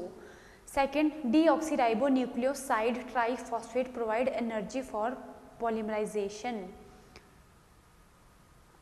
Second, third option is replication fork is a small opening of DNA helix. So ये भी हमारा जो है बिल्कुल ही सही ऑप्शन है। The replication is discontinuous on DNA template with polarity 3, ये बिल्कुल गलत ऑप्शन है। The replication is discontinuous on DNA template with polarity, ये हमारा हो गया गलत।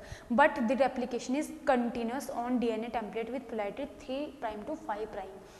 जो रेप्लिकेशन होती है वो कंटिन्यूअस होती है 3' to 5'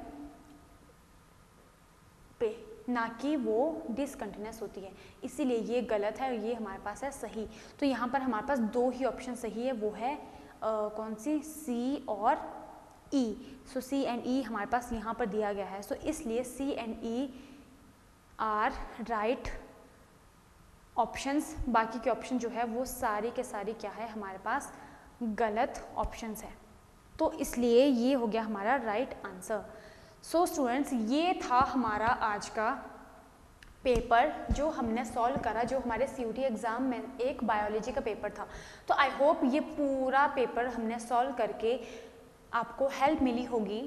अगर आपको किसी भी क्वेश्चन में कोई डाउट था या किसी का आपको आंसर नहीं मिल रहा था, नहीं समझ में आ रहा था, या कोई क्वेश्चन समझ नहीं आ रहा था, तो इस वीडियो के बाद अगर आप इस वीडियो को ध्यान से देखोगे, समझोगे, तो आपको डेफिनेटली आपके डाउट्स जो है वो क्लियर हो जाएंगे।